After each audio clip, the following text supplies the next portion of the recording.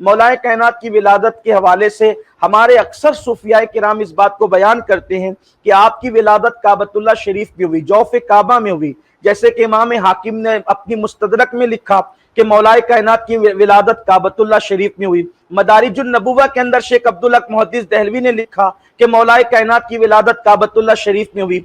इसी तरीके से नज़्मुल लुआली में सैयद मोहम्मद बिलगिरामी साहब ने लिखा कि मौलाए कायनात की विलादत काबतुल्लाह शरीफ में हुई। इसी तरीके से हज़रत निज़ामुद्दीन यमनी रहमतुल्लाह अलैह ने लताइफ़ अशरफी में सैयदना सरकार मखदूम अशरफ जहांगीर सिमनानी के हवाले से लिखा कि मौलाए कायनात की विलादत काबतुल्लाह शरीफ में हुई। इसी तरह से इज़ालतुल खिफ़ा में शाह वलीउल्लाह मुहद्दिस दहलवी ने लिखा कि मौलाए कायनात की विलादत काबतुल्लाह शरीफ में हुई। इसी तरह अल्लामा अब्दुर रहमान जामी ने लिखा कि मौलाए कायनात की विलादत काबतुल्लाह शरीफ के अंदर हुई। अक्सर हमारे सूफिया और बुजुर्गान दीन ने लिखा कि मौलाए कायनात की विलादत काबतुल्लाह शरीफ के अंदर हुई। हैरत की बात यह है कि पूरी दुनिया लंबे से लंबा सफर करके काबतुल्लाह शरीफ को एक नजर देखने के लिए जाती है, लेकिन मौलाए कायनात काबतुल्लाह शरीफ के अंदर पैदा होते हैं और काबा शरीफ के अंदर पैदा होने के बाद आपने आंखों को बंद रखा, और जब आपने आंखों को बंद रखा तो मौलाए कायनात करमल्लाहु ताला वजहुल करीम की वालदा आपको जब ले करके निकलती है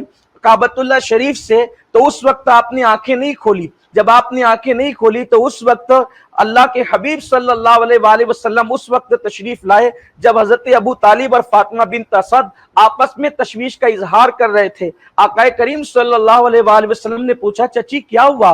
तो अर्ज करने लगी कि बच्चा बड़ा खूबसूरत पैदा हुआ है, लेकिन ये आंखें खोलता नहीं है, शायद नाबीना है। तो अल्लाह के हबीब अलैहिस्सलाम ने फरमाया, लाओ मेरे भाई को मेरे हाथों में दो। और उसके बाद अल्लाह के हबीब अलैहिस्सलातु व तस्लीम ने जब उनको अपने हाथ में लिया तो मौला मुश्किल कुशा ने आंखें खोल दी। यानी दुनिया में आने के बाद सबसे पहले अल्लाह के रसूल अलैहिस्सलाम के दीदार का शरफ हासिल किया।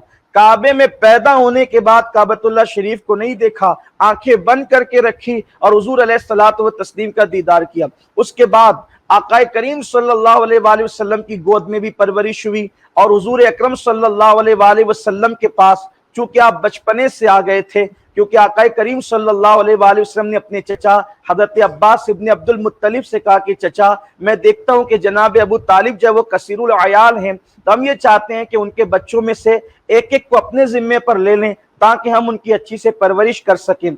ऐसे में हजरत सैयदना अब्बास इब्न अब्दुल मुत्तलिब ने ये बात जनाब अबू तालिब से कही और फिर हुजूर अकरम सल्लल्लाहु अलैहि वसल्लम की परवरिश में मौलाए कायनात आ गए।